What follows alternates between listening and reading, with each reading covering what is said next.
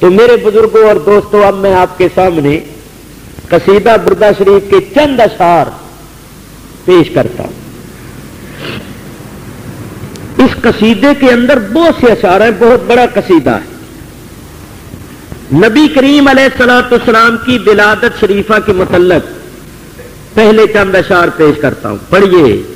مولایا صلی وسلم دائماً ابداً علی حبیبک خیر الخلق کلہم ابانا مولدہ عن طیب عنصرہ یا طیبہ مبتدأ منہ ومختتم مولایا صلی وسلم دائماً ابداً علی حبیبک خیر الخلق کلہم وبات ایوان کسریٰ وہو منصدع کشمل اصحاب کسریٰ غیر ملتئم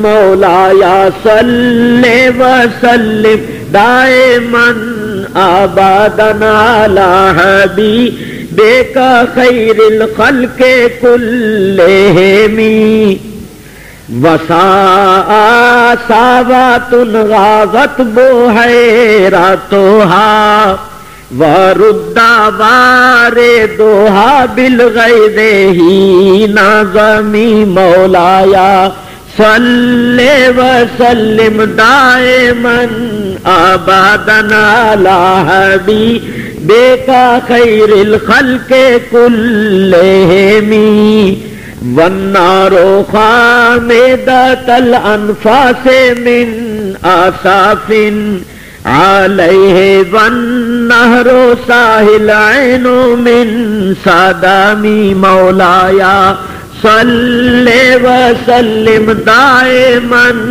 ابداً علی حبیبک خیر الخلق کلہم۔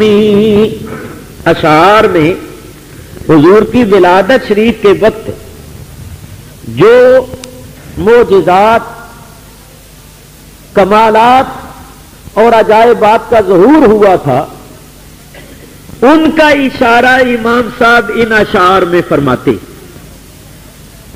کہتے ہیں کہ جب نبی کریم علیہ الصلوۃ والسلام کی ولادت ہوئی تو حضور کی ولادت کے وقت بڑے بڑے عظیم معجزات اور بڑے بڑے عجیب و غریب واقعات ظہور میں آئے۔ وہ کیا واقعات ہیں؟ چنانچہ یہ دیوبند کے شیخ الادب لکھتے ہیں، اسی میں سے دو چار میں آپ کو سنا دیتا ہوں۔ اگر آپ تفصیل سے دیکھنا چاہیں تو میری کتاب ہے الذکر الحسین فی سیرت النبی الامین، اس میں نے تفصیل سے بیان کیا۔ لیکن میاں جس کو مخالف بھی مانے وہ تو کمال کی بات ہے نا۔ تو شعر لکھے ہیں انہوں نے، اسی شعر کے نیچے بڑے پیارے شعر ہیں، کسی اور بزرگ کے شعر ہیں، انہوں نے لکھے ہیں۔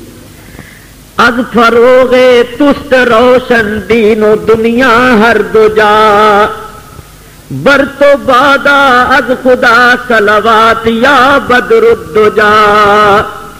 کہتے ہیں یا رسول اللہ صلی اللہ تعالی علیہ وسلم، آپ کی وجہ سے دین اور دنیا دونوں روشن ہوں۔ دین اور دنیا دونوں جہان آپ کے رخ روشن کی روشنی سے روشن ہو گئے۔ اے بدر الدجا، اے چودھویں کے چاند، اے تاریکیوں میں روشنی پھیلانے والے، تجھ پر اللہ کا درود اور سلام۔ دیکھیے یہ دیوبند کے مولوی صاحب کیا کہتے ہیں، یا بدر الدجا، یا بدر الدجا، یہ بھی حضور کو یا کہہ رہے ہیں، اور یہ کہتے ہیں یا کہنا شرک ہے، تو ان کے فتووں سے تو ان کے بھی مولوی نہیں بچتے۔ آگے کیا لکھتے ہیں سنو، لکھتے ہیں مادر گیتی نہ زیادہ چوں تو فرزند دیگر، دیدہ عالم نہ دیدہ ہم چوں تو حسن اللقاء۔ فرماتے ہیں اس کائنات میں کسی ماں نے آپ جیسا نہیں جنا، آپ جیسا کوئی پیدا ہی نہیں ہوا، اس کائنات میں آپ جیسی کوئی ہستی پیدا نہیں ہوئی، اور دنیا کی آنکھ نے آپ جیسا حسین و جمیل ہرگز دیکھا ہی نہیں۔ آگے جو شعر ہے یہ میں نے آپ کو بتانا تھا، لکھتے ہیں کہ ملک کر دی بپیش آدم خاکی سجود، نور تو در وے نبودے گربدیت ہے خدا۔ یا رسول اللہ، اگر آپ کا نور آدم علیہ السلام کی پیشانی میں جلوہ گر نہ ہوتا تو فرشتے کبھی ان کو سجدہ نہ کرتے۔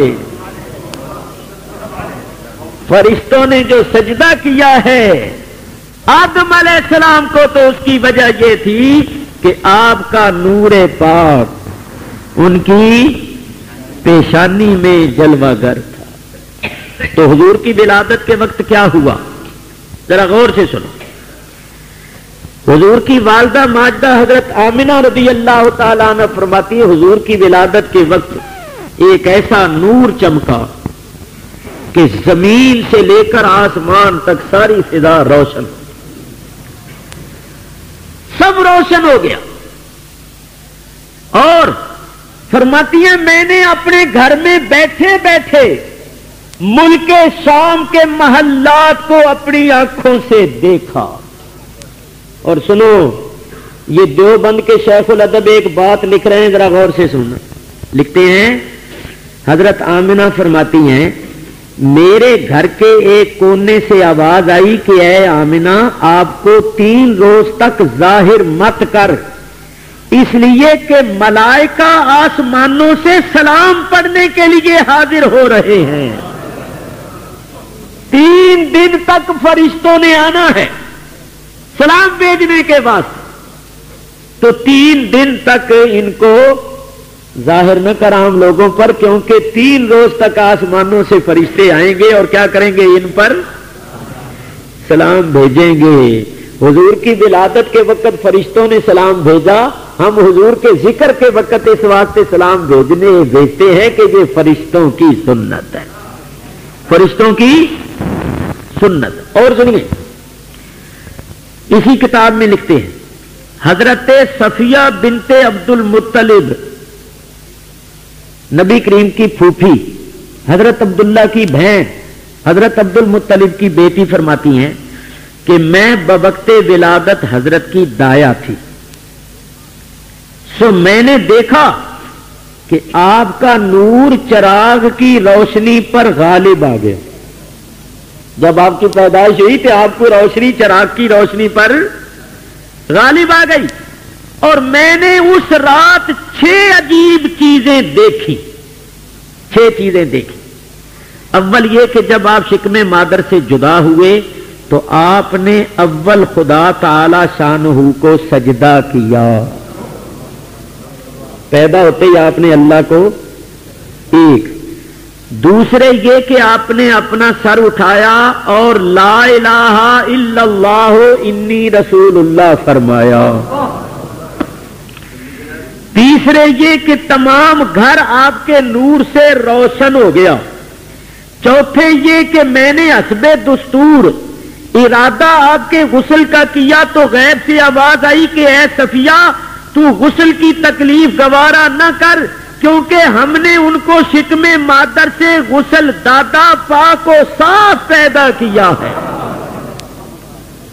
اور 5ویں بات یہ کہ آپ مختون یعنی ناف بریدہ پیدا ہوئے، ناف آپ کی کٹی ہوئی، ناف نہیں، چھٹے یہ اور آپ کا ختنہ بھی کیا ہوا تھا، ناف بریدہ ختنہ کیے ہوئے پیدا ہوئے، اور چھٹے یہ کہ جب میں نے چاہا کہ آپ کو کرتا پہناؤں تو میں نے آپ کی پشت مبارک پر مہر نبوت دیکھی، جس پر لا الہ الا اللہ محمد الرسول اللہ لکھا ہوا تھا۔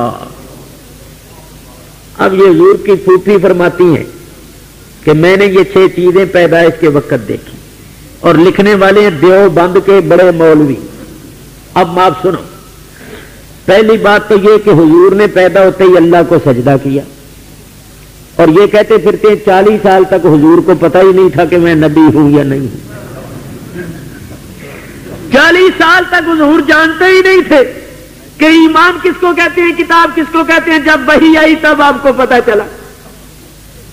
دوسری بات آپ نے سنی کہ حضور نے جب سجدے سے سر اٹھایا تو کہا لا الہ الا اللہ انی رسول اللہ، کہ اللہ کے سوا کوئی عبادت کے لائق نہیں اور میں اس کا رسول ہوں۔ تو معلوم ہوا کہ حضور علیہ الصلوۃ والسلام پیدائش کے وقت بھی سب کچھ جانتے تھے۔ یہ انہی کے مولوی نے لکھا، سمجھے آپ؟ اور دوسرا جو شعر ہے میں نے پڑھا ہے، وَبَاتَ ایوان کسریٰ، ایران کا جو بادشاہ تھا نوشیروان، اس کا لقب تھا کسریٰ۔ اس کا جو محل تھا وہ دنیا کی عظیم ترین عمارتوں میں سے ایک عمارت تھا۔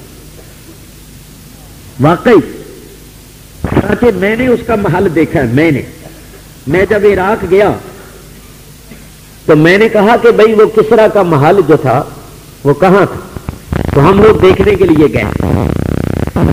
تو اب وہ محل تو نہیں ہے مگر اس کے کھنڈرات موجود ہیں۔ چنانچہ میں نے ایک محراب نما ڈاٹ دیکھی جو تقریباً 200 فٹ اونچی ہوگی،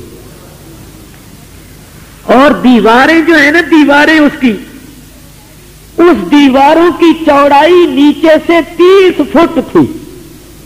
30 فٹ چوڑائی دیوار کی۔ تو بولیے جس دیوار کی چوڑائی 30 فٹ تو کتنا بڑا اس کے اوپر محل ہوگا۔ اور بڑی بڑی اونچی دیواریں ابھی تک بھی کھڑی ہوئی ہیں جن کے یہ ونڈو اور کھڑکیوں کے نشان نظر آتے ہیں۔ گویا ان کھنڈرات کو دیکھ کر یہ معلوم ہوتا ہے کہ واقعی یہ محل کسی زمانے میں بہت بڑا اور بے نظیر محل ہوگا۔ تو جس وقت سرکار کی ولادت ہوئی اس محل کے 14 مینارے گر گئے خود بخود۔ ایک اسی ایران میں آتش کدہ تھا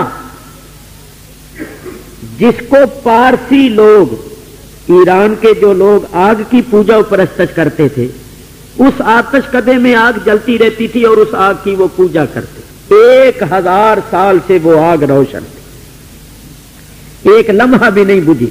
حضرت احمد صلی اللہ علیہ وسلم کا ظہور ہوا ہے تو اس نے کہا کہ یہ جو جھیل بحیرہ خشک ہو گیا اس کی کیا وجہ ہے؟ تو اس نے کہا اس کے ارد گرد مندر ہیں، بت ہیں جن کی پوجا ہوتی ہے، اور بتوں کے پجاری اس پانی کو مبارک سمجھتے ہیں۔ تو یہ اشارہ ہے اس طرف کہ اب ان بتوں کی پوجا نہیں ہوگی اور یہ شرک و کفر کی باتیں ختم ہو جائیں گی۔ آتش کدہ بجھ گیا ہے، اب آگ کی پوجا نہیں ہوگی، اللہ کی پوجا ہوگی۔ اس نے کہا جو میرا تخت اوندا ہو گیا اس کا کیا مطلب، اور یہ میرے محل کے 14 مینارے گر گئے اس کا کیا مطلب؟ تو اس نے بتایا کہ تیرے بعد 14 بادشاہ تخت نشین ہوں گے اور اس کے بعد یہ تیری ساری سلطنت اس نبی کے غلاموں کے پاس چلی جائے گی۔ کسریٰ کہنے لگا چلو خیر ہے، 14 بادشاہ تخت نشین ہوں گے، 40 50 سال بھی ایک نے لیے، تب بھی 600-700 سال تک تو ہماری حکومت رہے گی۔ نتیجہ یہ نکلا کہ حضرت عثمان غنی رضی اللہ تعالیٰ عنہ کے عہد خلافت تک ان کے 14 بادشاہ پورے ہو گئے۔ آپس میں ایسی عداوت پڑی، جو تخت پر بیٹھتا تھا دوسرا فریق اس کو قتل کر دیتا، پھر قتل کرنے والا بیٹھتا تو وہ دوسرے موقع پا کر اس کو قتل کر دیتے۔ حضرت عثمان غنی کے عہد خلافت میں یہ ساری سلطنت جو تھی یہ مسلمانوں کے قبضے میں آ گئی۔ تو ان اشعار میں امام صاحب نے حضور علیہ الصلوۃ والسلام کی ولادت شریف کے متعلق جن معجزات کا اور عجائب و غرائب کا ظہور ہوا تھا ان کی طرف اشارہ کیا۔ آگے حضور علیہ الصلوۃ والسلام کی تعریف میں چند اشعار سنیں۔ فرماتے ہیں محمد سید الکونین والثقلین والفریقین من عرب ومن عجم مولایا صلی وسلم دائما ابدا علی حبیبک خیر الخلق کلہم۔ محمد سید الکونین، حضرت محمد صلی اللہ علیہ وسلم دو جہانوں کے سردار، دنیا کے بھی آخرت کے بھی، والثقلین جنوں کے بھی اور انسانوں کے بھی، والفریقین من عرب و من عجم عرب و عجم کے بھی سردار ہیں، یعنی ساری مخلوقات کے سردار ہیں، سب سے افضل۔ آگے کیا فرماتے ہیں؟ فرماتے ہیں هو الحبیب الذی ترجا شفاعته لکل حول من الاحوال مقتحم مولایا صلی وسلم دائما ابدا علی حبیبک خیر الخلق کلہم۔ هو الحبیب الذی ترجا شفاعتہ، نبی کریم صلی اللہ علیہ وسلم وہ اللہ کے حبیب ہیں جن کی شفاعت کی، سفارش کی امید کی جاتی ہے۔ کب؟ لکل حول من الاحوال مقتحم، ہر مصیبت کے وقت، ہر دکھ تکلیف کے وقت، چاہے وہ دکھ تکلیف دنیا کی ہو یا آخرت کی ہو۔ امام صاحب فرماتے ہیں نبی کریم اللہ کے وہ محبوب ہیں کہ جب بھی کوئی مصیبت آئے، جب بھی کوئی تکلیف آئے تو حضور سے التجا کی جاتی ہے کہ حضور ہمارے لیے سفارش کرو، حضور ہماری شفاعت فرماؤ، نظر رحمت فرماؤ، اور ہماری یہ تکلیف مصیبت اللہ سے دور کرواؤ۔ تو اگر یہ عقیدے شرک ہوں تو مشرکوں پر ایسی عنایتیں ہوتی ہیں؟ ہرگز نہیں ہے۔ آگے دیکھو لکھتے ہیں فاق النبیین فی خلق وفی خلق ولم یدانوہ فی علم ولا کرام مولایا صلی وسلم دائما ابدا علی حبیبک خیر الخلق کلہم۔ اس کا ترجمہ یہ ہے کہ نبی کریم صلی اللہ علیہ وسلم اس نے صورت میں، اس نے سیرت میں اور جمیع صفات ظاہریہ اور باطنیہ میں سارے نبیوں سے افضل و اعلیٰ، کوئی نبی کسی صفت میں آپ کا برابر نہیں۔ آگے دیکھو کیا فرماتے ہیں، فرماتے ہیں وَكُلُّهُم مِّن رَّسُولِ اللَّهِ وَكُلُّهُم مِّن رَّسُولِ اللَّهِ مُلْتَمِسٌ غَرْفًا مِّنَ الْبَحْرِ أَوْ رَشْفًا مِّنَ الدِّيَامِ مولایا صلی وسلم دائما ابدا علی حبیبک خیر الخلق کلہم۔ غور سے سنو اس شعر کو، جو لوگ ہمیں یہ کہتے ہیں نا یہ حد سے بڑھا دیتے ہیں، وہ توجہ سے سنو۔ وَكُلُّهُم مِّن رَّسُولِ اللَّهِ مُلْتَمِسٌ، امام شرف الدین صاحب قصیدہ بردہ کہہ رہے ہیں سارے رسول حضور کے دربار کے سوالی ہیں۔ ملتمسن التماس کرنے والے، سوال کرنے والے، تمام رسول حضور کی بارگاہ کے سوالی ہیں، سوال کر رہے ہیں۔ اور سوال کیا کر رہے ہیں؟ غرفم من البحر اور اشفم من الدیامی، یا رسول اللہ آپ رحمت کے دریا ہیں، اس دریا میں سے ہمیں ایک چلو ہی عطا کر دیجیے۔ چلو جانتے ہیں آپ تو رحمت کے دریا ہیں، تو اس میں سے ہمیں ایک چلو ہی عطا کر دیجئے، اور آپ رحمت کی بارش ہیں، اس بارش کے ہمیں چند قطرے عطا کر دیجئے۔ یہ کون کہہ رہے ہیں؟ نبی اور رسول۔ میں اور آپ کیا چیز ہیں؟ کس شمار و قطار میں ہیں؟ رسول سارے رسول اللہ کی بارگاہ میں یہ التجا اور فریاد کرتے۔ شاید کوئی کہے کہ میں نے اپنی طرف سے ترجمہ کر دیا ہے، یہ دیوبند کے بڑے مولوی کا ترجمہ کیا ہوا سنو۔ لکھتے ہیں ترجمہ، اور تمام انبیاء علیہم السلام حضرت رسول اللہ صلی اللہ علیہ وسلم سے طالب ایک کفے دست یعنی چلو کے ہیں، آپ کے دریائے معرفت سے یا بقدر ایک دفعہ کے چوسنے یعنی قطرہ کے آپ کے علم کے 12 ہائے بسیار بار ہمیشہ برسنے والی۔ سارے نبی کیا کہہ رہے ہیں کہ یا رسول اللہ آپ کی یہ جو ہمیشہ رحمت کی بارش برستی رہتی ہے نا، اس ہمیشہ برسنے والی رحمت کی بارش سے ہمیں ایک قطرہ ہی عطا کر دی، اور اپنی رحمت اور اپنے معرفت کا دریا جو آپ کو ملا ہے اس میں سے ہمیں ایک چلو بھر کے ہی دے دیجئے۔ یہ کون کہہ رہے ہیں؟ انبیاء، تمام انبیاء جس کی بارگاہ میں یہ سوال کر رہے ہوں، اس بارگاہ والے آقا کی شان کا اندازہ کر۔ ہم نے کیا بیان کرنا ہے؟ ہمیں تو پتہ ہی نہیں ہے۔ جن کو حضور کی شان کا کچھ پتہ چلا ہے ان سے پوچھ۔ نہیں آگے سنو کیا کہتے ہیں۔ کہتے ہیں وَوَاقِفُونَ لَدَيْهِ عِنْدَ حَدِّهِمْ مِنْ نُقْطَةِ الْعِلْمِ أَوْ مِنْ شَكْلِهِ الْحِكَمِ مولایا صلی وسلم دائماً آباداً علی حبیبک خیر الخلق کلہم۔ ترجمہ انہی کا ہی سنو۔ اور تمام انبیاء علیہم السلام آپ کے حضور اپنے حد اور مرتبہ کے موافق کھڑے۔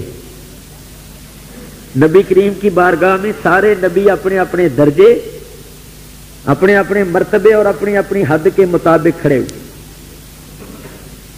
اور ان کی حد آپ کی کتاب علم سے مثل نقطہ کے ہے۔ اگر سنو کیا کہہ رہے، کیا کہہ رہے؟ ان کی حد، سارے نبیوں کے درجے مرتبے کی حد جو ہے وہ نبی کریم کے سامنے کیسی ہے؟ جیسے پوری کتاب کے سامنے ایک نقطہ۔ نبی کریم درجے اور مرتبے معرفت کی کتاب ہے، اور یہ سارے نبی ان کے سامنے اس طرح ہیں جیسے ساری کتاب کے سامنے ایک نقطہ۔ نہیں آگے سن، یہ قصیدہ بردہ شریف ہے۔ لکھتے ہیں سبحان اللہ، منزہ عن شریک فی محاسنہ فجوہر الحسن فیہ غیر منقسم مولایا صلی وسلم دائماً آباداً علی حبیبک خیر الخلق کلہم۔ اس شعر کا مطلب سن، منزہ عن شریک فی محاسنہ۔ ترجمہ دیوبند کے مولوی کا سن۔ ترجمہ، جناب رسالت معاب اس عیب سے پاک ہیں کہ ان کی خوبیوں میں اور کوئی بذات ان کا شریک ہو، بلکہ تمام خوبیوں کے آپ مستقل مالک ہیں، اوروں میں جو خوبیاں ہیں آپ کی خوبیوں کا ذل ہے، کیونکہ وہ آپ ہی سے مستفاد ہیں۔ سمجھو کیا آپ کہہ رہے ہیں کہ نبی کریم صلی اللہ علیہ وسلم کو اللہ نے جو درجے مرتبے خوبیاں عطا فرمائی ہیں، ان درجوں میں مرتبوں میں خوبیوں میں کوئی نبی کریم کا شریک نہیں۔ اس عیب سے آپ پاک ہیں کہ کوئی آپ کا شریک ہو۔ معلوم ہوا جس طرح اللہ ہو کے لا شریک ہے، خدا ہو کر لا شریک ہے، نبی کریم صلی اللہ علیہ وسلم محمد ہو کر لا شریک ہے۔ نہ اللہ کا کوئی شریک ہے، نہ نبی کریم کا کوئی شریک ہے۔ اللہ الوہیت میں لا شریک، نبی کریم اپنی شان میں لا شریک۔ تو اگر کوئی کسی کو اللہ کا شریک ٹھہرائے تو وہ بھی مشرک ہے، اور اگر کوئی کسی کو نبی کریم کا شریک ٹھہرائے تو وہ بھی مشرک۔ تو جو کہتے ہیں نا حضور ہمارے ہی جیسے تھے، یہ سب مشرک ہیں۔ بولو سارے مشرک ہیں۔ ان کا شرک ہے شرک فی الرسالت، ایک ہے شرک فی الالوہیت، شرک فی التوحید، شرک فی العلم، شرک فی الربوبیت، یہ ہے شرک فی الرسالت۔ جس طرح اللہ کے برابر کسی کو سمجھنا یہ شرک ہے، اسی طرح رسول اللہ کے برابر کسی کو سمجھنا یہ بھی شرک ہے۔ اور سنو، امام فرماتے ہیں کہ نبی کریم صلی اللہ علیہ وسلم تمام خوبیوں میں مستقل مالک ہے، اور دوسرے نبیوں ولیوں میں جتنی بھی خوبیاں کمالات ہیں وہ ان کی ذاتی نہیں بلکہ حضور کی خوبیوں کا عکس ہے، ذل ہے۔ جیسے دیکھو میں بتاؤں، یہ میرا ہاتھ ہے، یہ اصل ہاتھ ہے، اور اس کے سامنے شیشہ آ جائے تو شیشے میں بھی ہاتھ نظر آئے گا نا، تو شیشے میں جو ہاتھ نظر آئے گا وہ اس ہاتھ کا عکس ہے، ذل ہے، اصل ہاتھ یہ ہے۔ تو وہ فرماتے ہیں نبی کریم علیہ الصلوۃ والسلام کے اندر جو کمالات ہیں وہ اصل ہیں، اور دوسروں کے اندر جو کمالات ہیں سارے نبیوں ولیوں کے اندر وہ حضور کے کمالات کا عکس ہے، ذل ہے، یعنی حضور کی بارگاہ سے ان کو کمالات ملے۔ اعلیٰ حضرت امام اہل سنت اسی واسطے فرماتے ہیں لا ورب العرش، جس کو جو ملا ان سے ملا، لا ورب العرش، جس کو جو ملا ان سے ملا، بٹتی ہے کونین میں نعمت رسول اللہ کی، بٹتی ہے کونین میں نعمت رسول اللہ کی۔ اور زمین شعر لکھا ہے کمال کا، بس یہ یاد رکھ لو، جیسے دل پر نقش کر لو۔ صاحب قصیدہ بردہ شریف فرماتے ہیں دا مدعت النصارى فی نبیہم وحکم بما شئت مدحم فیہ واہتا میں واہتا کے می مولایا صلی وسلم دائما ابدا علی حبیبک خیر الخلق کلہم۔ اور آگے دوسرے شعر کو پھر پڑھتا ہوں، پہلے اس کا مطلب سن لو۔ کہتے ہیں کہ اس دعوے کو جو نصارہ نے حضرت عیسیٰ علیہ السلام کے بارے میں کیا وہ چھوڑ دے۔ بولو، عیسائیوں نے حضرت عیسیٰ علیہ السلام کے بارے میں کیا کہا؟ کہ وہ خدا کے بیٹے۔ کہتے ہیں حضور کو ایسا نہ کہو، ایک تو خدا کا بیٹا نہ کہو۔ عیسائی عیسیٰ علیہ السلام کو خدا بھی کہتے ہیں، تو کہتے ہیں خدا بھی نہ کہو۔ اور جیسے کہ ان کا یہ عقیدہ ہے کہ باپ بیٹا روح القدس مل کر ایک ہے، یہ بھی یعنی تین چیزیں نہ کہو، خدا نہ کہو، خدا کا بیٹا نہ کہو، اور یہ نہ کہو کہ خدا تعالی نے ان میں حلول کیا ہے، یعنی خدا ان میں گھسا ہوا ہے۔ خدا کا بیٹا اور خدا نے ان کے اندر حلول کیا ہے، یہ تین باتیں نہ کہو۔ اور اس کے بعد وَاحْكُمْ بِمَا شِئْتَ مَدْحًا فِيهِ وَحْتَا میں کی وَحْتَا کے می، اب ترجمہ انہی کا سنو۔ لکھتے ہیں یہ تین باتیں چھوڑ دو اور اس کے بعد آپ کی مدح شریف میں جس وصف کمال کا تمہارا دل چاہے وہ وصف کمال حضور کی طرف منسوب کرو۔ کیوں کہ حضور علیہ الصلوۃ والسلام ان تین چیزوں کے سوا باقی ہر شان کے مالک ہیں۔ نہیں آگے اور سنو، فرماتے ہیں وَانْسُبْ إِلَىٰ ذَاتِهِ مَمَّا شِئْتَ مِن شَرَفٍ وَانْسُبْ إِلَىٰ ذَاتِهِ مَمَّا شِئْتَ مِن شَرَفٍ وَانْسُبْ إِلَىٰ قَدْرِهِ مَا شِئْتَ مِن عِظَامِ مَوْلَايَ صَلِّ وَسَلِّمْ دَائِمًا أَبَدًا عَلَىٰ حَبِيبِكَ خَيْرِ الْخَلْقِ كُلِّهِمْ۔ ترجمہ انہی کے مولوی کا سنا دو۔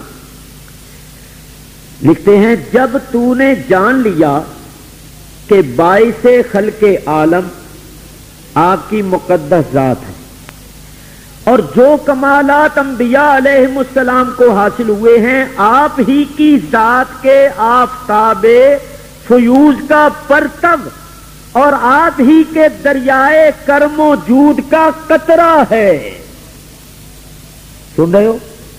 مطلب سمجھ رہے کہ دوسرے، پھر سنو لفظ، اور جو کمالات انبیاء علیہ السلام کو حاصل ہوئے ہیں آپ ہی کی ذات کے آفتاب فیوز کا پرتو ہے، یعنی نبی کریم کو سورج سمجھو، آفتاب سمجھو، اور اس آفتاب کی روشنی سارے نبیوں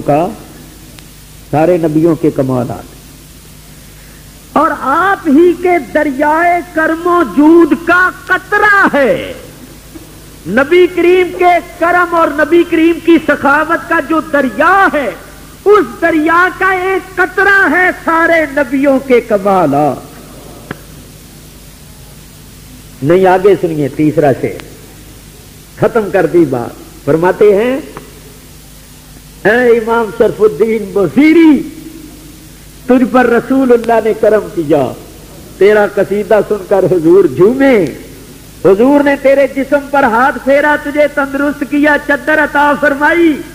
ہم بھی گناہگار فیض حاصل کرنے کے لیے دعا کرتے ہیں کہ اللہ تیری قبر کو نور سے بھر دے، اللہ تیرے درجات کو اور بلند کر دے۔ تو نے حضور کی شان بیان، دیکھو آگے کیا فرماتے ہیں، فرماتے ہیں سنو شعر، فرماتے ہیں فَإِنَّ فَضْلَ رَسُولِ اللَّهِ لَيْسَ لَهُ حَدٌّ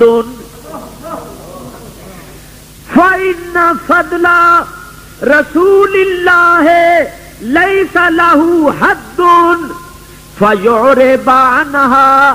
فَيُعْرِبَ عَنْهُ نَاطِقٌ بِفَمِ مَوْلَايَ صَلِّ وَسَلِّمْ دَائِمًا أَبَدًا عَلَىٰ حَبِيبِكَ خَيْرِ الْخَلْقِ كُلِّهِمْ۔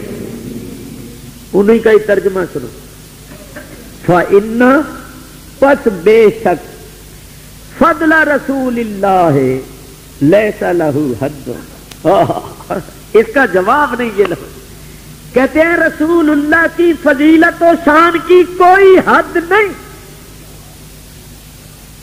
لیس لہ حد، حضور کی فضیلت و شان کی کوئی حد نہیں ہے۔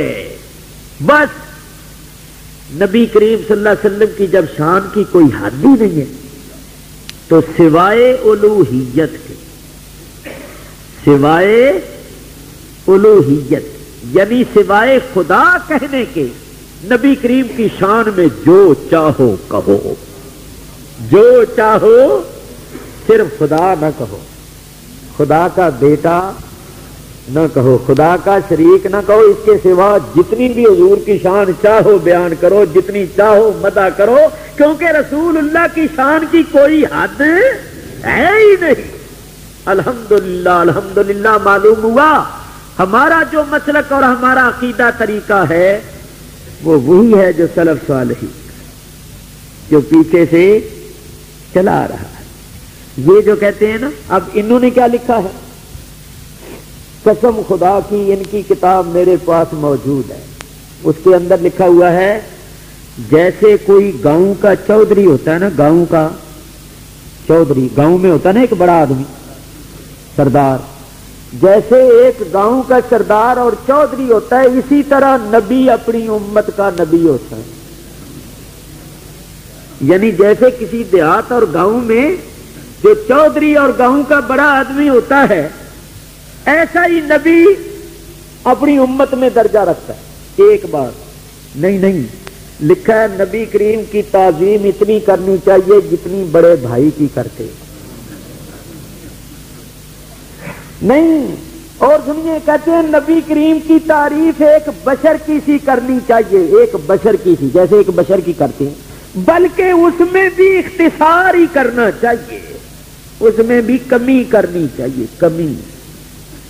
یہ کتاب تقویت الایمان بانٹتے پھرتے ہیں گھر گھر، اس میں دیکھ لو، لکھا ہے ہر مخلوق بڑا ہو یا چھوٹا وہ اللہ کی شان کے آگے چمار سے بھی ذلیل ہے، معاذ اللہ۔ ہر مخلوق، بولو حضور مخلوق ہیں یا نہیں؟ اور مخلوق، ہر مخلوق میں حضور بھی آئے یا نہیں؟ اور بڑا ہو یا چھوٹا، وہ اللہ کی شان کے آگے چمار سے بھی، چمار جانتے ہو جو جوتیاں گانٹتے، کہ وہ اتنے ذلیل نہیں جتنے وہ ذلیل۔ اور سنیے، لکھا ہے اللہ کی بڑی شان ہے، اس کا کون منکر ہے؟ ہم بھی مانتے ہیں اللہ کی بڑی شان، لیکن آگے کیا لکھا ہے؟ اللہ کی بڑی شان ہے، اس کے روبرو سب انبیاء و اولیاء ایک ذرہ ناچیز سے بھی کم تر ہیں۔ یعنی اللہ کے سامنے سارے نبی ولی ایک ذرہ ناچیز سے بھی کم تر ہیں، یعنی ذرہ ناچیز اتنا کم تر نہیں جتنا وہ کم تر۔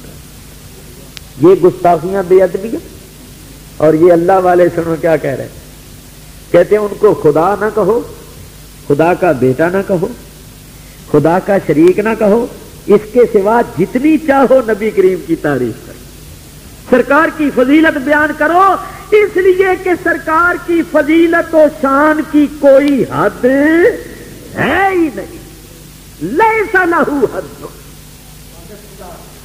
بس بعد از خدا بزرگ توئی قصہ مختصر۔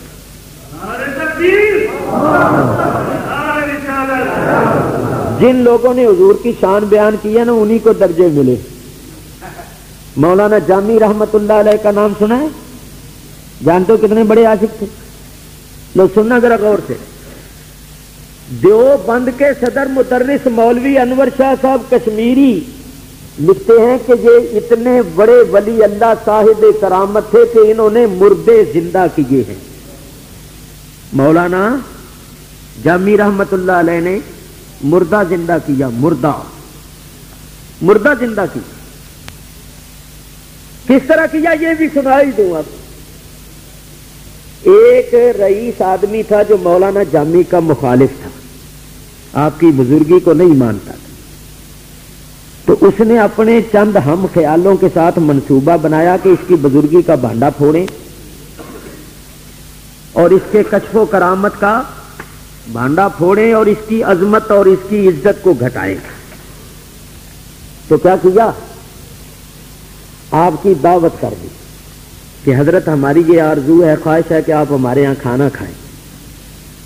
بڑی عاجزی سے، بڑی عقیدت مندی سے درخواست کی اور کھانے کی دعوت کر دی۔ اور جو مرغی پکائی وہ مردہ تھی، مری ہوئی مردہ مرغی لا کر اس کو پکا دی، اور مری ہوئی مرغی تو حرام ہے، انما حرم علیکم المیتۃ، مردار حرام، وہ پکا دی۔ اور دل میں کیا تھا کہ جب یہ کھا جائیں گے تو ہم ان سے کہیں گے کہ آپ تو کہتے ہیں مجھے کشف ہوتا ہے، آپ تو کہتے ہیں میں دل کی باتیں جان لیتا ہوں، آپ کو تو یہ بھی پتہ نہیں چلا کہ یہ حلال ہے یا حرام، یہ مرغی ہم نے ذبح کی ہے یا مردہ پکائی ہے۔ تو بعد میں پھر اس کے خلاف پروپیگنڈا کریں گے اور اس کو ذلیل کریں گے۔ یہ تھا منصوبہ۔ مردہ مرغی پکائی اور حضرت صاحب کو بلا لیا اور آپ کے آگے لا کر رکھ دی۔ یہ کون لکھتا ہے؟ دیوبند کا صدر مدرس مولوی انور شاہ کشمیری۔ یہ میری مخالفت کرتے ہیں، ان کو تو چاہیے مجھے ہدیہ دیں، کیونکہ میں ان کے مولویوں کی تبلیغ کرتا ہوں۔ یہ جو مجھے برا بھلا کہتے ہیں، میری مخالفت کرتے ہیں، ان کو تو چاہیے کہ مجھے ہدیہ دیں کہ بھئی تو ہمارے مولویوں کی کتابوں کی تبلیغ کرتا ہے اور یہ میری مخالفت کرتے ہیں۔ کتنی بری بات۔ میں کراچی میں بھی کہتا ہوں، پاکستان میں بھی کہا کرتا ہوں کہ تم تو مجھے بلکہ ہدیہ دیا کرو، میں تمہارے مولویوں کی کتابوں کی تبلیغ کرتا ہوں۔ تو جس وقت اس رئیس نے وہ مردہ مرغی لا کے آگے رکھی تو حضرت مولانا جامی صاحب رحمت اللہ علیہ نے فرمایا بھئی جس برتن میں تم نے یہ مرغی پکائی ہے وہ برتن لے آؤ، اور اس میں جتنا اس کا گوشت باقی ہے وہ سب لے آؤ۔ انہوں نے کہا حضرت کیا بات ہے، ہم نے اچھی اچھی بوٹیاں تو آپ کو دے دی ہیں ساری۔ فرمایا نہیں، اچھی بری بوٹیوں کا سوال نہیں، بس وہ لاؤ۔ وہ لے آئے۔ جب وہ لے آئے تو انہوں نے وہ پلیٹوں میں جو ڈالی ہوئی تھی بوٹیاں اور شوربہ وغیرہ، وہ بھی سارا اس انڈیا میں جس میں وہ مرغی پکائی گئی تھی اس میں ڈال دی۔ اب دیوبند کے بڑے مولوی صدر مدرس چیئرمین، یعنی اساتذہ کے ٹیچرز کے چیئرمین، یہ کہتے ہیں کہ حضرت مولانا جامی نے اس ہنڈیا پر ہاتھ رکھا اور کہا کم باذن اللہ، اٹھ اللہ کے حکم سے، تو وہ مرغی زندہ ہو گئی۔ فرمایا لو اب اللہ کا نام لے کر اس کو ذبح کرو، پھر پکاؤ، جب پک جائے گی تو میں آ جاؤں گا۔ یہ دیوبند کے مولوی نے لکھا ہے، مولوی انور شاہ صاحب کشمیری نے فیض الباری شرح بخاری کی انہوں نے شرح لکھی ہے، عربی میں اس کا نام ہے فیض الباری، اس کے اندر لکھا ہوا ہے۔ میں سنی سنائی باتیں نہیں کرتا، میرے پاس سب کتابیں الحمدللہ موجود ہیں، کوئی میرا حوالہ غلط نہیں ثابت کر سکتا۔ ایک بات، اتنے بڑے تو ولی اللہ تھے اور عالم بھی بڑے کہ ان کی کتابیں دینی مدارس میں پڑھائی جاتی ہیں، نصاب میں داخل ہیں، بہت بڑے عالم بھی تھے، اور عاشق کتنے بڑے تھے یہ بتا رہا۔ عاشق کتنے بڑے، عاشق کتنے بڑے کہ جب حج کرنے گئے تو مکے شریف میں تھے، اب مدینے شریف جانا تھا، تو نبی کریم صلی اللہ علیہ وسلم مکے کے حاکم کو خواب میں ملے کہ مولانا جامی عبد الرحمان جامی یہ جو آئے ہوئے ہیں ان کو میرے مدینے نہ آنے دینا۔ صبح تلاشی شروع ہو گئی، پکڑے گئے، گورنر صاحب کے سامنے پیش ہوئے، گورنر نے کہا آپ کو مدینے شریف جانے کی اجازت نہیں ہے۔ یہ کیسے رکے رہتے، یہ تو عاشق تھے، یہ تو حضور کی بارگاہ میں عرض کیا کرتے تھے یا رسول اللہ بسوئے خود مرا راہ نما، تاج فرق سر قدم سادم سے دیدہ پاکنم۔ یا رسول اللہ اگر آپ مجھے اپنی بارگاہ میں اپنے دربار میں بلائیں تو حضور میں ان قدموں سے چل کر نہیں آؤں گا، ایک قدم اپنی آنکھوں کا بنا لوں گا، ایک قدم اپنے سر کا بنا لوں گا، آنکھوں کے بل سر کے بل چل کر آؤں گا۔ یہ تو ایسے آ سکتے، یہ کیسے رکتے، یہ چل پڑے۔ وہ زمانے میں موٹریں تو تھی نہیں، نبی کریم علیہ الصلوۃ والسلام دوبارہ حاکم مکہ کو خواب میں ملے کہ میں نے تجھے منع کیا تھا اس کو نہ آنے دینا، اور وہ چل پڑا اور راستے میں اس کو واپس لے جاؤ۔ گورنر صاحب نے تیز رفتار گھوڑوں پر سپاہیوں کو دوڑایا، انہوں نے پکڑ لیا، لے گئے۔ جب پھر پیش کیا تو گورنر صاحب نے کہا میں نے تمہیں کہا تھا تمہیں مدینے سے جانے کی اجازت نہیں، تو تم نے میرے حکم کی خلاف ورزی کی اور تم چلے گئے۔ مولانا جامی خاموش کھڑے تھے، حکم دیا اس کو جیل میں بند کر دو، جیل میں ڈال دیے گئے، قید کر دیے گئے۔ جب قید کر دیے گئے تو نبی کریم علیہ الصلوۃ والسلام تیسری مرتبہ گورنر مکہ کو خواب میں ملے، فرمایا تو نے اس کو قید کر دیا ہے، وہ کوئی مجرم نہیں۔ تو گورنر صاحب نے کہا میں نے تمہیں کہا تھا تمہیں مدینے سے جانے کی اجازت نہیں، تو تم نے میرے حکم کی خلاف ورزی اور تم چلے گئے۔ مولانا جامی خاموش کرے، حکم دیا اس کو جیل میں بند کر دیا، جیل میں ڈال دیے گئے، قید کر دیے گئے۔ جب قید کر دیے گئے تو نبی کریم علیہ الصلوۃ والسلام تیسری مرتبہ گورنر مکہ کو خواب میں ملے، فرمایا تو نے اس کو قید کر دیا ہے، وہ کوئی مجرم نہیں، میں نے مدینہ شریف آنے کے واسطے اس لیے روکا ہے کہ یہ میرے مدینے میں نہ آئے، اس لیے کہ یہ اس قسم کا عاشق ہے، اگر میرے روزے پر آ گیا تو مجھے باہر نکل کے ملنا پڑے گا۔ اگر میرے روزے پر آیا تو مجھے روزے سے باہر نکل کے ملنا پڑے، اور اگر میں روزے سے باہر نکل آیا تو کتنا ہو جائے۔ اس سے آپ اندازہ کرو کہ مولانا جامی کتنے بڑے عابد کے ہوگی۔ اب وہ دیکھو کیا کہتے ہدائے نقش نالے نت کنم جان یا رسول اللہ، کیا کریں یا رسول اللہ، اگر کبھی آپ کرم فرما دیں، آپ تو بڑے کریم ہیں، بر کریمہ کار ہا دشوار نے، کریموں پر کرم کرنا کوئی مشکل نہیں ہوتا، آپ تو بڑے کریم ہیں۔ اگر حضور آپ کبھی مجھ گنہگار کی طرف، کبھی میری بستی کی طرف، کبھی میرے غریب خانے کی طرف آپ تشریف لے آئے تو میں غریب مسکین نادار کیا خدمت کر سکتا، کیا ہدیہ پیش کر سکتا؟ ہاں اتنا کر دوں گا کہ جب آپ تشریف لائیں گے نا تو جہاں آپ کی جوتی کا نشان ہوگا وہاں میں اپنی جان قربان آپ پر نہیں، آپ کے پیر پر نہیں، نالین پر بھی نہیں، نالین کے نشان پر، وہ زمین پر جو آپ کی جوتی کا نشان پڑے گا اس نشان پر جان مار فدائے نقش نالینت کنم جان یا رسول چسوئے من گئی فدائے نقش نالینت کنم جان یا رسول اللہ۔ تو درجے یوں ہی نہیں ملتے، درجے انہیں کو ملے جنہوں نے حضور کی شناسانی کی، تعریف کی اور غلامی کے دعوے کیے، عاشق بنے، سب کچھ نثار کیا، ان کو بھی۔ یہ جو کہتے پھرتے ہیں ہمارے ہی جیسے تھے، یہ شرک ہے، یہ بدعت ہے، ان کو کیا پتا؟ اصل میں آپ کو بتاؤں بات کیا ہے، بس شوق ہی ایک، یہ سمجھ لو کہ ان کو عشق و محبت کی دولت نہیں ملی،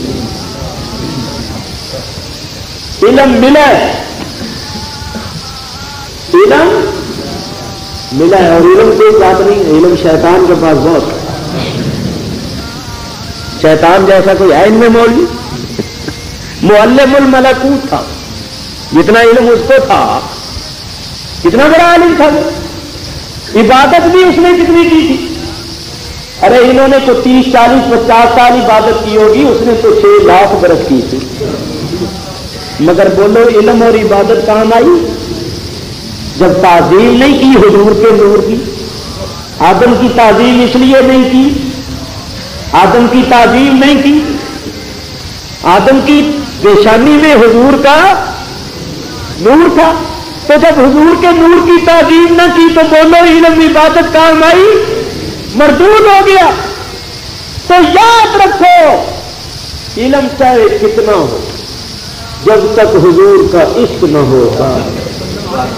علم میں عشق نہیں، عشق کو خالی جو عشق والا ہوتا ہے نا وہ یہ نہیں کہتا حضور کی جالیوں کو ہاتھ لگانا شروع کر، وہ جالیوں قربان جائیے ان جالیوں کو. عشق والا تو کہتا ہے محبوب کی گلیوں میں پھرنے والے کتوں کے بھی پیر چومیں،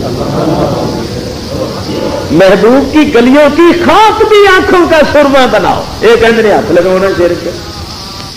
تو ان کو اصل میں اور عشق جس دل میں نہیں وہ دل نہیں، اور یار کے رہنے کی وہ منزل نہیں. جس دل میں عشق نہیں. اور یاد رکھو علم پڑھنے سے نہیں بنتا ولی، جب تلک دل میں نہ ہو عشق نبی. ان کو عشق سے تھا. اور یہ باتیں ہیں اہل عشق. عشق والوں کی دنیا اور ہے. اللہ تعالیٰ سے نبی کریم کا عشق مانگا کہ یا اللہ اپنے محبوب کا عشق عطا. دیکھو یہ امام صاحب سبحان اللہ ایک بڑا پیارا شعر فرماتے ہیں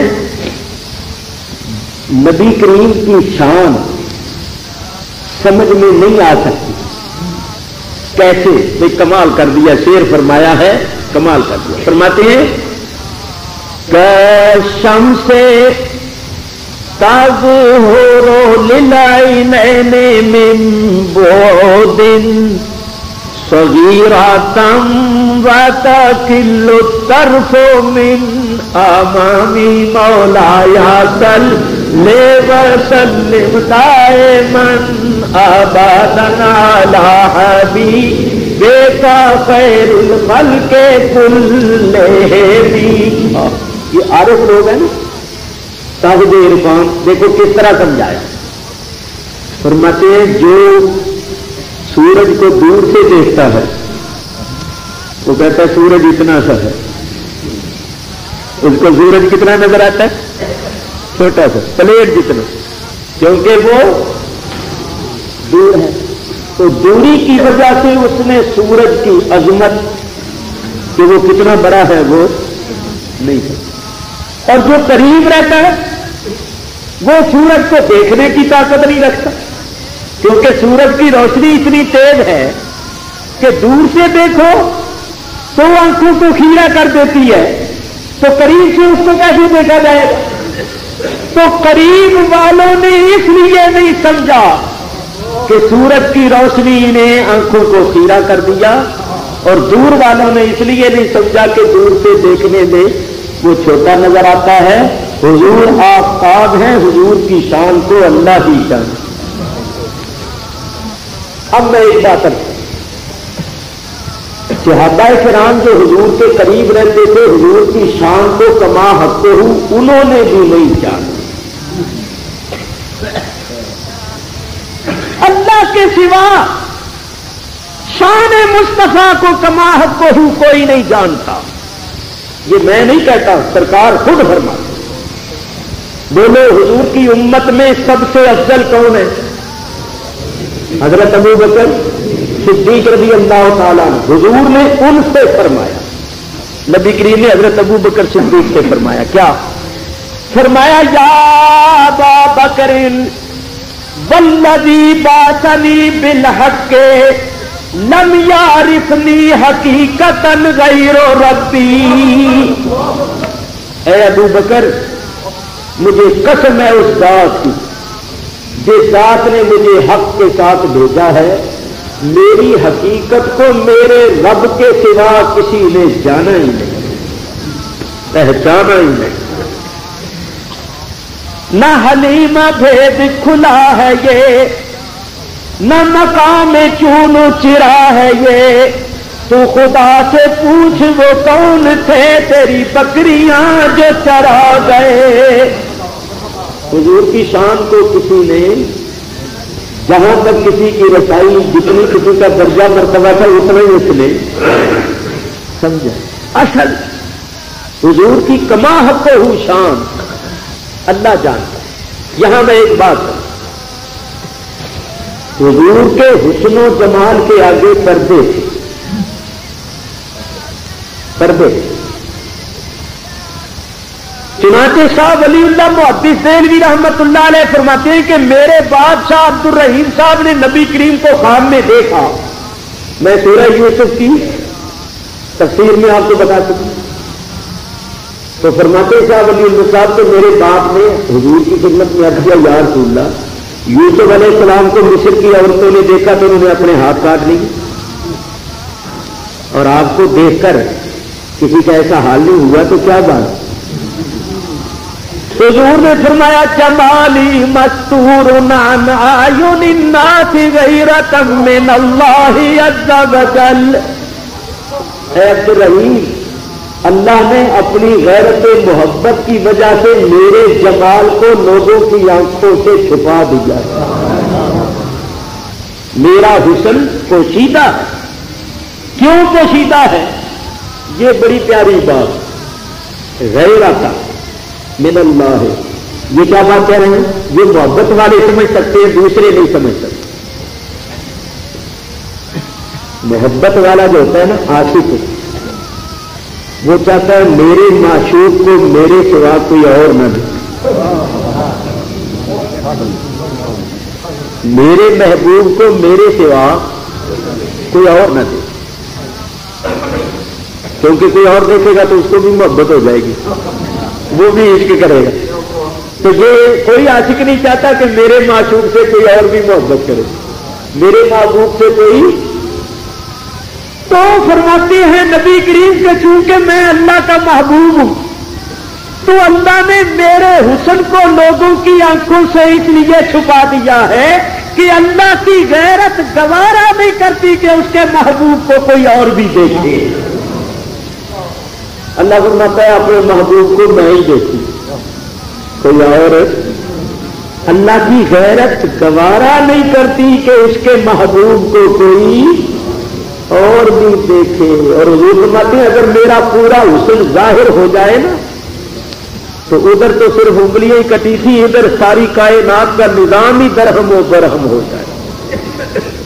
اسی بات سے حضرت مولانا حسن رضا خان صاحب فرماتے ایک جھلک دیکھنے کی تاب نہیں عالم کو، ایک جھلک دیکھنے کی تاب نہیں عالم کو، وہ اگر جلوہ کرے کون تماشائی ہو، وہ اگر جلوہ کرے کون تماشائی ہو. اگر حضور کا حسن ظاہر ہو جائے کوئی تاب نہیں لاتا. تو بہر صورت حضور علیہ الصلوۃ والسلام کی بڑی قصیدہ درد شریف کے چند اشعار اور فرماتے ہیں جاءت لدعوت الاشجار ساجداتن تمشی الیہ علی ساقن بلا قدمی مولایا صلی وسلم دائما آبادنا لا حبیبک خیر الخلق کلہم. فرماتے جات لدعوتہ الاشجار ساجدۃ. نبی کریم نے درختوں کو بلایا تو درخت سجدہ کرتے ہوئے آپ کی بارگاہ میں. تمشی الیہ، وہ آپ کی طرف چلتے ہوئے آئے علی ساقٍ بلا قدمی، حالانکہ ان کے پیر نہیں تھے مگر اپنے تنوں کے اوپر ہی چلتے ہوئے آپ کی بارگاہ میں آئے اور آ کر چھپ گئے. حضور نے درختوں کو اشارہ کر کے بلایا تو آئے، پتھروں کو اشارہ کیا تو وہ آئے. یہ حضور علیہ الصلوۃ والسلام کا موت. اللہ اکبر. یہ اب حضور کے معجزات انہوں نے بیان کرنے شروع کر دیے. فرماتے ہیں اقسمت بالقمر المنشق انا له من قلبه نسبة مبرورة القسم مولاي صل وسلم دائما ابدا على حبيبك خير الخلق كلهم. فرماتے ہیں مجھے قسم ہے ان کے معجزہ شق القمر کی. حضور کا معجزہ شق القمر چاند کو دو ٹکڑے. اس معجزے کا ذکر قرآن میں بھی ہے. اقتربت الساعة وانشق القمر وإن يروا آية يعرضوا ويقولوا سحر مستمر. مفسرین کا اس پر اجماع. کئی حدیثوں کے اندر اور بے شمار دلائل میں نے اپنی کتاب ذکر جمیل کے اندر اس کو بڑی تفصیل کے ساتھ بیان کیا. تو فرماتے ہیں کہ حضور علیہ الصلوۃ والسلام نے چاند کو دو ٹکڑے کیا اور جس طرح چاند سے لوگوں کو روشنی پہنچتی ہے اسی طرح نبی کریم کی روشنی سے عالم جگمگایا. اور جس طرح چاند آفتاب کے نور سے مستفاد ہے اسی طرح لوگوں کے قلوب کے اندر جو ایمان کا نور ہے وہ حضور علیہ الصلوۃ والسلام کا ہی نور ہے. سبحان اللہ. آگے حضور کا غار میں جانا، ہجرت کی رات اور صدیق اکبر کا ساتھ ہونا، یہ سارا وہ غار کا واقعہ بیان کیا. لو میاں سنو، شعر میں ایک سنا رہا ہوں کیونکہ اس کے اندر ایک مسئلہ ہے. فرماتے ہیں امام شرف الدین بوصیری فرماتے ہیں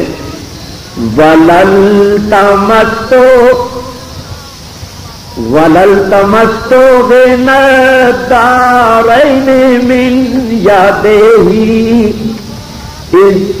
إِلَّا اسْتَلَمْتُ النَّدَى مِنْ خَيْرِ مُسْتَلِمِ مَوْلَايَ صَلِّ وَسَلِّمْ دَائِمًا آبادًا عَلَى حَبِيبِكَ خَيْرِ الْخَلْقِ كُلِّهِمْ.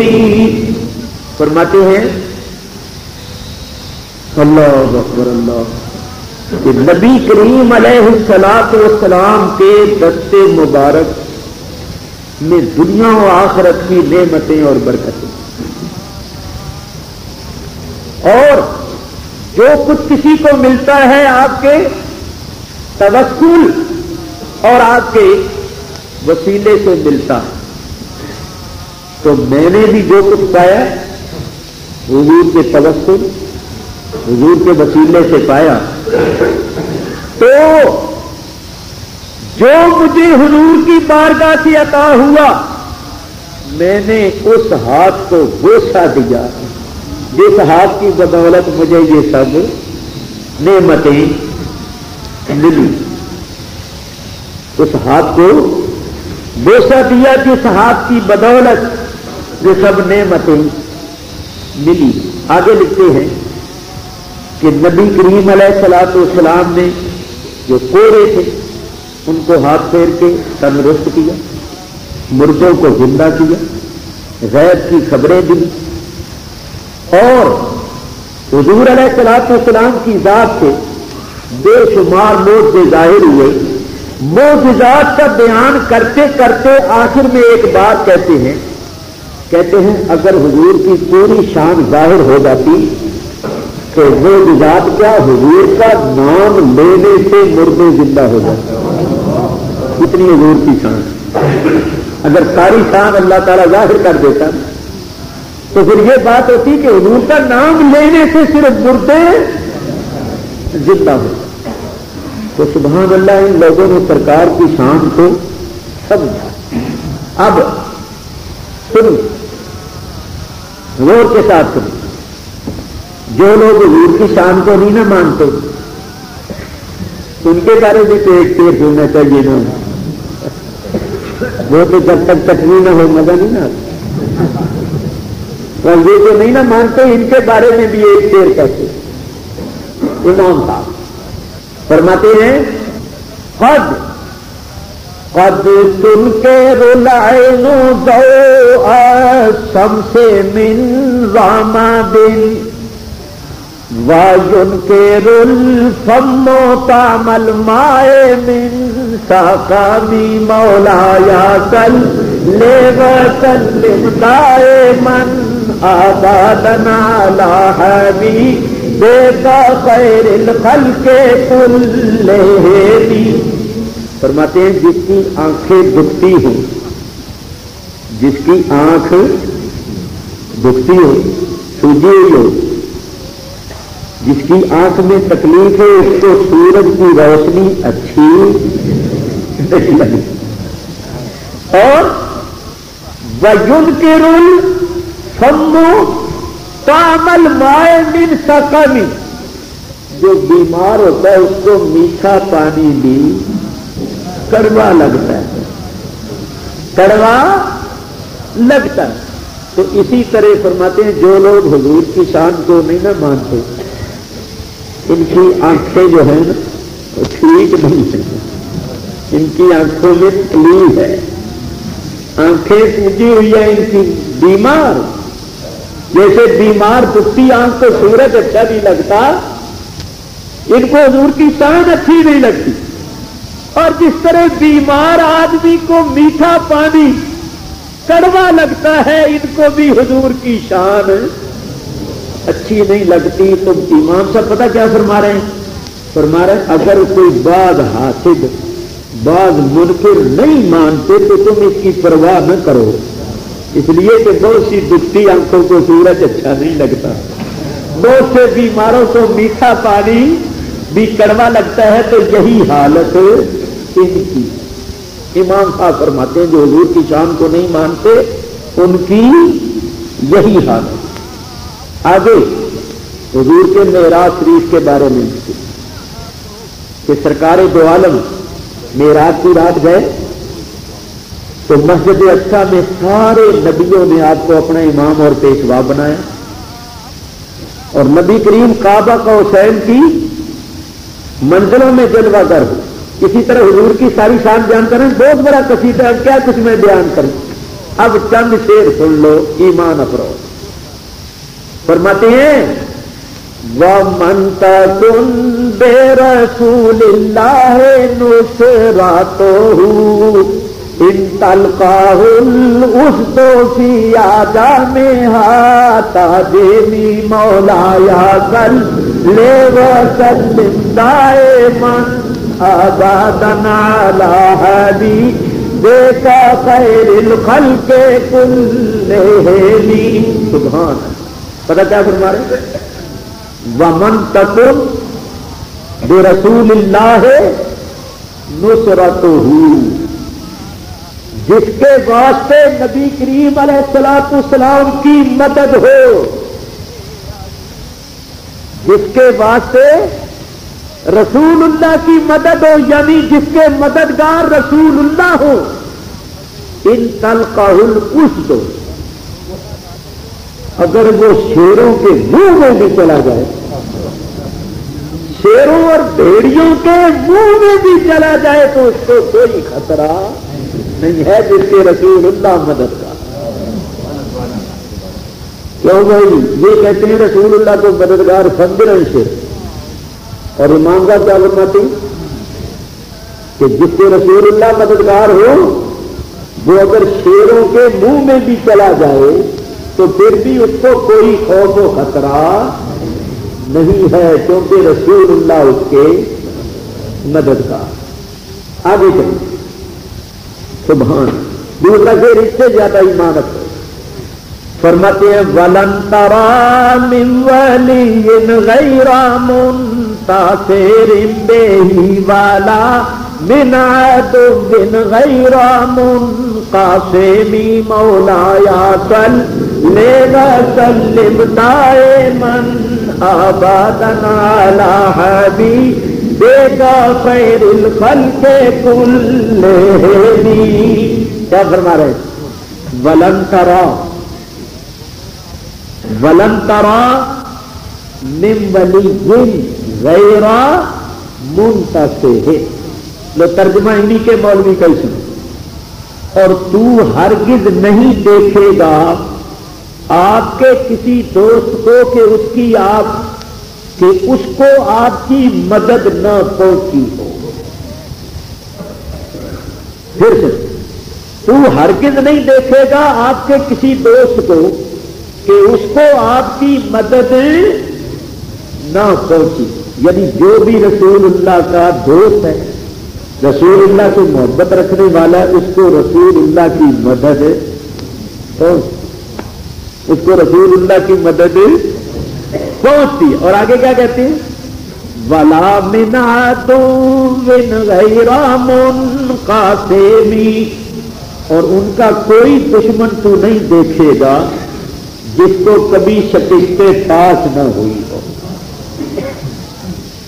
جو رسول اللہ کے دوست ہیں، رسول اللہ کے محب ہیں، ان کے ساتھ رسول اللہ کی مدد ہوتی ہے، ان کو رسول اللہ کی مدد پہنچتی ہے تو وہ ہر جگہ غالب رہتے ہیں، وہ کامیاب ہوتے ہیں، اور جو رسول اللہ کے دشمن ہیں وہ ہمیشہ مغلوب، ان کو شکستیں ساتھ ہوتی، اسی واسطے سامنے نہیں نہ آتے ہیں۔ فرماتے ہیں جن کو رسول اللہ کی مدد پہنچتی ہے وہ غالب رہتے ہیں، کامیاب ہوتے ہیں، اور جو دشمن ہوتے ہیں وہ مغلوب ہوتے ہیں، ان کو شکست ساتھ ہوتی، اس لیے کہ ان کے ساتھ رسول اللہ کی مدد نہیں ہوتی۔ ہو کیسے یہ رسول اللہ کی مدد کے قائل ہی نہیں، یہ تو رسول اللہ کی مدد کو شرک سمجھتے، اور ہم کہتے ہیں رسول اللہ کی مدد یہ اللہ کی مدد ہے، اور اللہ کی مدد رسول اللہ کی مدد۔ تو فرماتے ہیں جتنے بھی رسول اللہ کے دوست ہیں، رسول اللہ سے محبت رکھنے والے ہیں، ان کو رسول اللہ کی مدد پہنچتی ہے۔ تو معلوم ہوا کہ سلف صالحین کا یہی عقیدہ تھا کہ رسول اللہ مدد کرتے ہیں، اپنے غلاموں کی، اپنے محبوں کی مدد کرتے ہیں۔ اور نہیں، ایک شعر ضرور سنانا ہے آپ، قصیدہ بردہ شریف کا، ان پاک لوگوں کے عقیدے دیکھو، لکھتے ہیں فَإِنَّا مِن جُودِكَ الدُّنْيَا وَضَرَّتَهَا وَمِنْ عُلُومِكَ عِلْمَ اللَّوْحِ وَالْقَلَمِ مَوْلَايَ صَلِّ وَسَلِّمْ دَائِمًا أَبَدًا عَلَىٰ حَبِيبِكَ خَيْرِ الْخَلْقِ كُلِّهِمْ۔ سبحان اللہ، سبحان اللہ۔ یہ شعر ایسا ہے، اسی ایک شعر میں آپ دیکھیے کیا فرما رہے ہیں، فرماتے ہیں فَإِنَّ مِن جُودِكَ الدُّنْيَا وَضَرَّتَهَا، یا رسول اللہ یہ دنیا اور آخرت، دنیا اور آخرت، یہ دونوں جہان آپ کی سخاوتوں میں سے ایک سخاوت ہے، دونوں جہان آپ کی سخاوتوں میں سے ایک سخاوت ہے۔ اور آگے کیا کہتے ہیں؟ وَمِنْ عُلُومِكَ عِلْمَ اللَّوْحِ وَالْقَلَمِ، لوح محفوظ کا علم، لوح محفوظ کا علم اور قلم کا علم آپ کے علموں میں سے ایک علم ہے یا رسول۔ میرے دوستو، خدا کے لیے اس شعر کو نہایت توجہ کے ساتھ سنیں۔ پہلا مصرع تو یہ ہے کہ فَإِنَّ مِن جُودِكَ الدُّنْيَا وَضَرَّتَهَا، دنیا اور آخرت آپ کی سخاوتوں میں سے ایک سخاوت۔ حضور اتنے سخی ہیں کہ یہ دنیا اور آخرت دونوں جہان آپ کی سخاوتوں میں سے ایک سخاوت۔ وَمِنْ عُلُومِكَ، اور یا رسول اللہ آپ کی علوم میں سے علم اللوح والقلم، لوح محفوظ اور قلم کا علم آپ کے علموں میں سے ایک علم ہے۔ اب آپ جانتے ہیں لوح محفوظ میں کل شے کا علم۔ اللہ تعالیٰ قرآن میں فرماتا ہے وَكُلُّ صَغِيرٍ وَكَبِيرٍ مُسْتَطَرٍ، ہر چھوٹی بڑی چیز لوح محفوظ پر لکھی ہوئی۔ لا حبۃ فی ذات الارض ولا رطب ولا یابس الا فی کتاب مبین، کوئی دانہ ایسا نہیں جو زمین کی اندھیریوں میں گرتا ہو، اور نہ کوئی خشک اور نہ کوئی تر چیز ہے مگر وہ کتاب مبین یعنی لوح محفوظ میں۔ تو لوح محفوظ میں کل شے کا تفصیلی حال لکھا ہوا ہے۔ اور اللہ نے قلم کو پیدا کیا، اور حدیث شریف میں آیا، پر علماء سے پوچھ لو، حدیث شریف اٹھا کر دیکھ لو، اللہ نے قلم کو کہا اکتب، اے قلم لکھ، تو قلم نے کہا ما اکتب، میں کیا لکھوں؟ اللہ نے فرمایا اکتب ما کان وما سیکون، جو کچھ ہو چکا ہے، جو کچھ ہونے والا ہے، سب لکھ دو۔ تو قلم نے لکھ دیا۔ تو قلم کو کتنا علم ہے؟ جو کچھ ہو چکا، جو کچھ ہونے والا۔ لوح محفوظ میں ہر شے کا تفصیلی علم۔ اور امام کیا فرماتے ہیں وَمِنْ عُلُومِكَ عِلْمَ اللَّوْحِ وَالْقَلَمِ، لوح محفوظ اور قلم کا علم آپ کے علموں میں سے ایک علم ہے یار۔ تو اندازہ کرو رسول اللہ کا علم کتنا ہے۔ اور یہ جو لوگ ہیں، ہم کسی سے ذاتی عداوت نہیں رکھتے، میں نے ہر تقریر میں کہا، مسئلہ ہے حضور کی عظمت کا۔ ان کی کتاب میرے پاس موجود ہے، اس کے اندر لکھا ہے کہ نبی کریم کو دیوار کے پیچھے کا بھی علم نہیں ہے۔ کتاب میں لکھا ہے کہ شیطان اور ملک الموت کا علم حضور کے علم سے زیادہ تھا۔ کتاب میں لکھا ہے اگر بعض علوم غیبیہ حضور کو حاصل تھے تو اس میں حضور کی کوئی خصوصیت نہیں، ایسا علم غیب تو ہر آدمی کو، ہر پاگل کو، ہر بچے اور ہر جانور کو بھی حاصل ہے۔ حضور کے علم پاک کو جانوروں، بچوں، پاگلوں سے تشبیہ دی ہے، کتابیں میرے پاس موجود۔ تو ہمارا جو ان سے اختلاف ہے وہ یہ ہے کہ یہ حضور علیہ الصلوۃ والسلام کی شان میں گستاخی اور بے ادبی کرتے، اور ہمیں ان سے کوئی ذاتی اختلاف نہیں۔ تو میرے دوستوں، بزرگوں، سنو، وہ فرماتے ہیں کہ دنیا اور آخرت حضور کی سخاوتوں میں سے ایک سخاوت ہے، اور لوح محفوظ اور قلم کا علم آپ کے علموں میں سے ایک علم ہے۔ اس طرح پہلے تو انہوں نے حضور کی تعریف کی، بڑی تعریف، آخر بات ہے ختم کر دی کہ حضور کی شان بیان ہو ہی نہیں سکتی، شان نہیں بیان ہو سکتی، اور شان بیان کر کے، فضائل بیان کر کے اب کہتے ہیں یا رسول اللہ اب میری مدد کی، اب فریاد کرتی یا اکرم الخلق مالی من آلوذ بہی سوا کا عندہ حلول الحادث الامانی مولایا صلی وسلم دائما ابدا علی حبیبک خیر الخلق کلہم. حضور کو فریاد ترجمہ ہی نہیں کہیں سنو.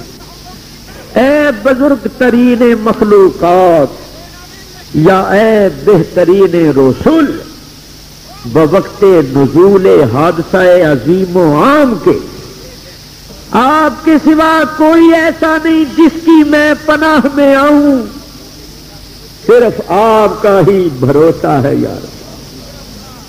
تو حضور میری مدد کرو. بڑی شان بیان کر کے، بڑے اوصاف بیان کر کے، حضور کی سیرت، حضور کی شان، حضور کے فضائل بیان کر کے آخر میں یہ فریاد یا کہہ کے پکارا.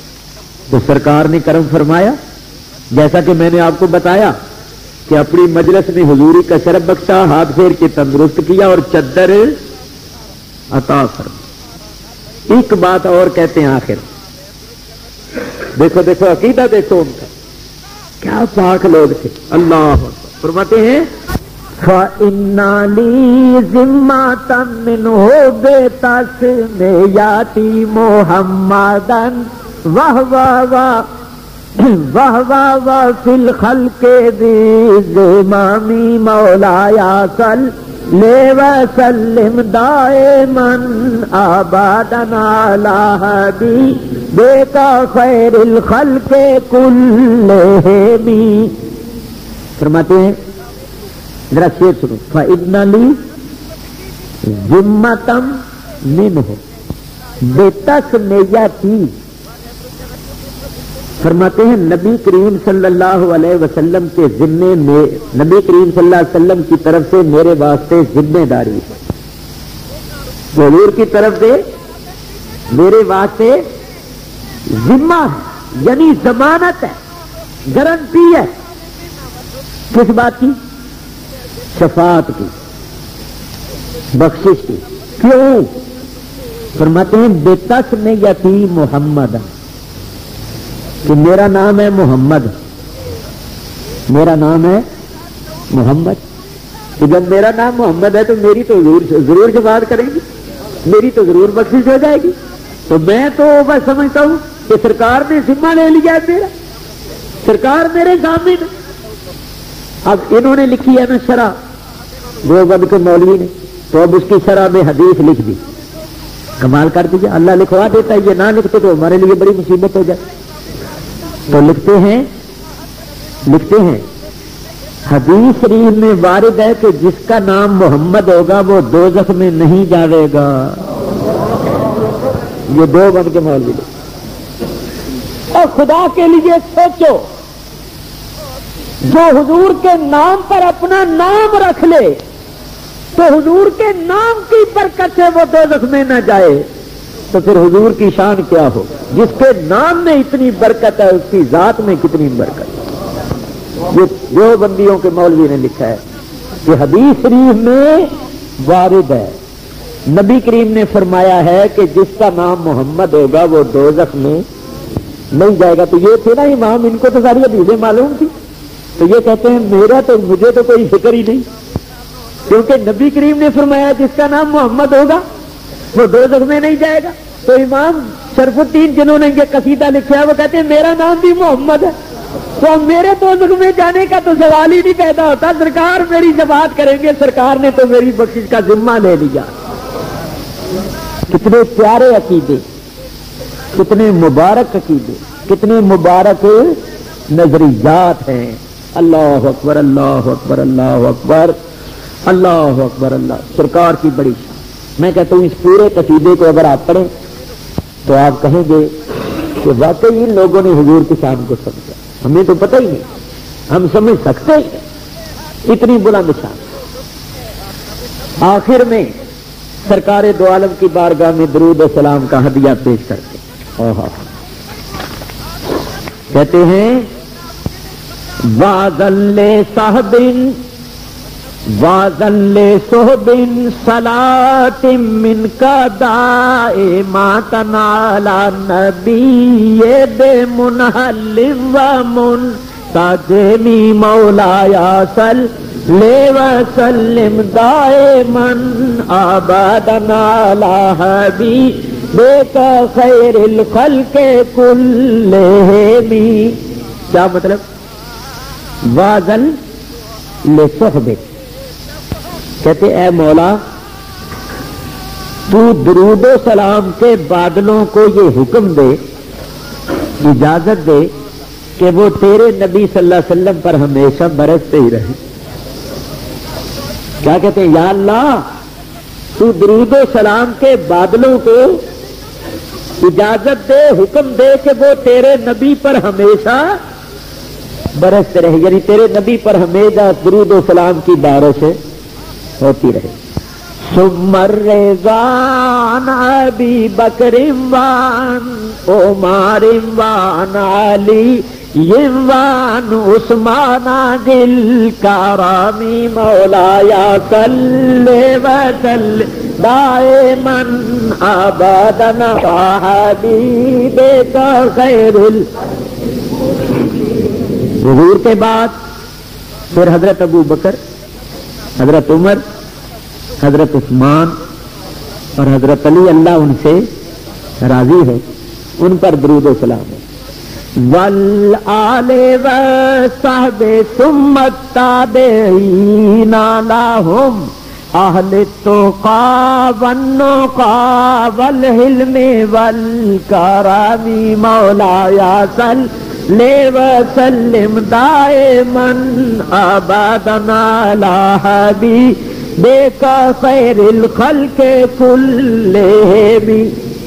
حضور کی آل، حضور کے اصحاب اور پھر تابعین اور پھر جتنے بھی اہل تقوی، اہل پرہیزگاری ہیں اور جتنے بھی نیک بزرگ علم والے بزرگ ہیں، یا اللہ سب پر کرم کر. اور یہ آل اصحاب اور تابعین جو تقوی، پرہیزگاری، علم والے تھے، ان سب پر بھی درود و سلام.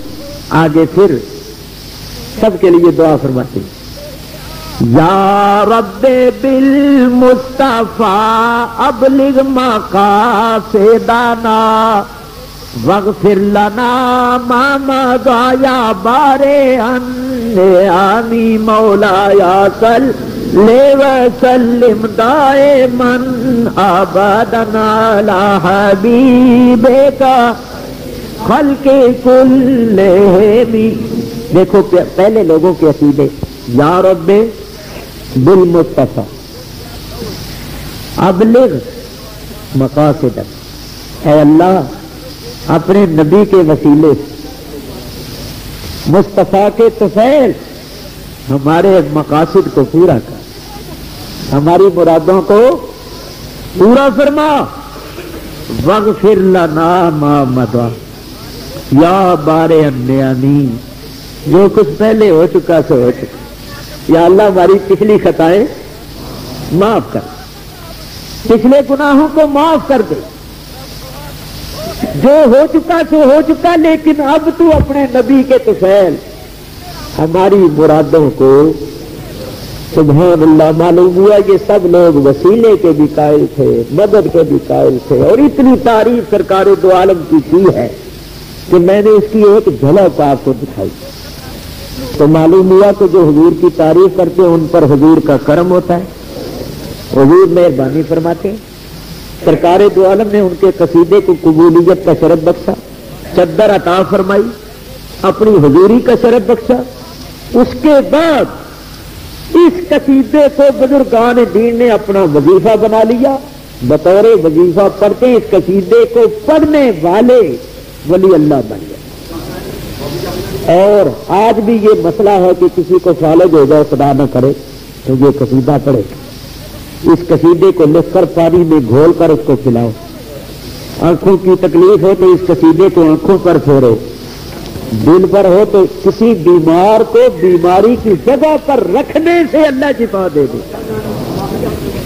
لیکن یقین اور عقیدہ شرط، جب تک یقین نہ ہو بات نہیں بنے۔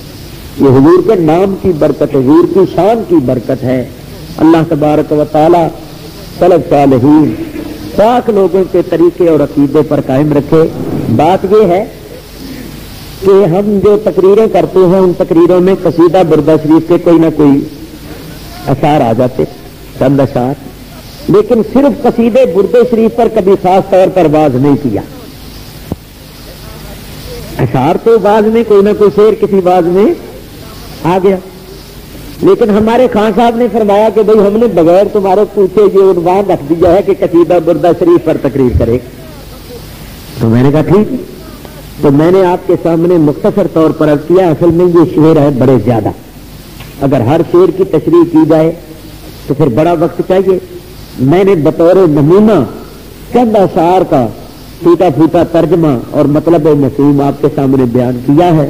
اس قصیدے کی برکت سے، اس تعریف اور فضیلت اور شان کی برکت سے اللہ ہم سب کو مستفید فرمائے، ہم سب کو حضور کی زیارت کا شرف بخشے، حضور کی رحمتوں سے، حضور کے فیوض و برکات سے مالا مال فرمائے۔ وآخر دعوانا الحمد للہ رب العالمین۔